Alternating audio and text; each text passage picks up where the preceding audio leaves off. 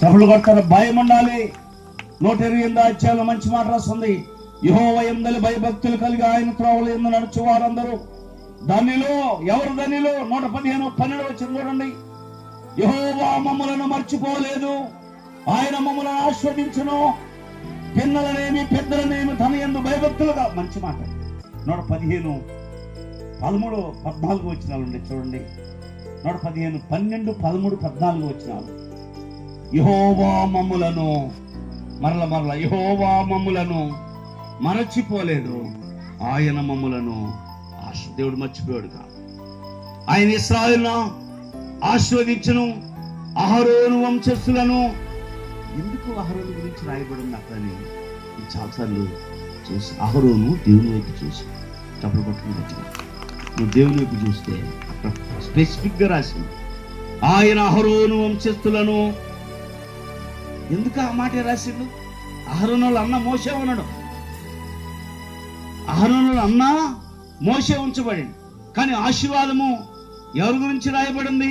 ఆయన అహరోను వంశస్థులను ఆశీర్వదించెను, పిన్నలనేమి పెద్దలనేమి తన యందు భయభక్తులు గలవారిని.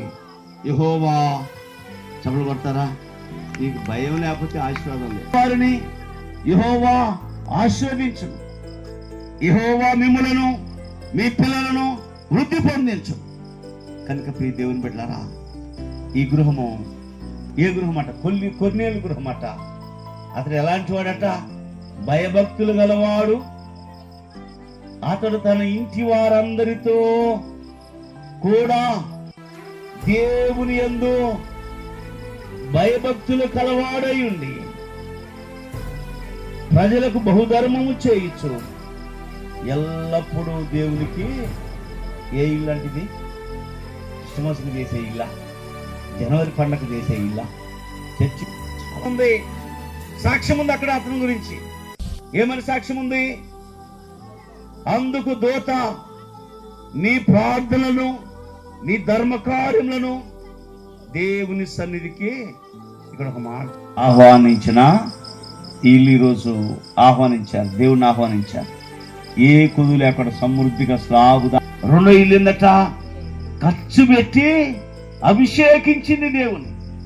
కనుక ఆమెలో ఏదైనా లోపం ఏదుందో తెలియదు, కానీ దేవుని తెలుసు. కనుక ఆమె పాపాలు క్షమించబడ్డాయి. ఎప్పుడైతే యేసయ్య ఆ గృహంలోకి వచ్చిందో, ఆమె పాదాలు కడిగిందో, అభిషేకించిందో, ఆమె సంతోషపడ్డాయి, పాపాలు క్షమించబడ్డాయి. 3వది ఆశ్రయించిన, ఆతిథ్యం ఇచ్చిన ఇల్లు. అంటే ఆతిథ్యం అంటే దీపము, బల్ల, మంచము, మేడగది. ఇవన్నీ ఈ రోజుల్లో అవసరం లేదు, కానీ అనగా ఆమెలో త్యాగం ఉంది. దేవుని కొరకు భర్త నొప్పించింది. ఎవరు నొప్పించింది? భర్త నొప్పించి దేవుని మందిరానికి తీసుకొచ్చింది. ఆమె ప్రార్థన దేవుడు ఆలకించాడు. ఏం పేరు ఆమె పేరు? గనురాలైన. ఏం పేరు? ఆమె పేరు ఏమైనా ఉందా? ఏమైనా పేరుందా? పేరు ముందు ఆమెకి ఏమన్నా తెలుసా? గనురాలు. భర్తను కూడా భర్తకు చెప్పింది ఫలానా. కనుక ఆశ్రయం ఇచ్చినటువంటి ఇల్లు. 4వ ఇల్లు ఆరాధించినటువంటి ఇల్లు. మరి ఆరాధిస్తే ఆయనకి ఏమైందట? బాప్తిసం పొందాడు, పరిశుద్ధాత్మ శక్తి వచ్చింది, కుటుంబంతా బాప్తిసం పొందారు, రక్షణ పొందారు. అక్కడే ఉంది వాక్యం. నేను ముగిస్తున్నాను. ఈ 4 ఇళ్ళలో నీళ్ళు దేవుని ఆహ్వానించే ఇల్లుగా ఉండాలి. 2వదిగా అభిషేకించే ఇల్లుగా ఉండాలి, ఆరాధన చేసే ఇల్లుగా ఉండాలి, ఆశ్రయం ఇచ్చి ఆతిథ్యం ఇచ్చిన ఇల్లుగా ఉండాలి. నీ పనుల భారము ఎవరి మీద వేయాలి? ఇప్పుడు దేవుని ఆహ్వానించావు.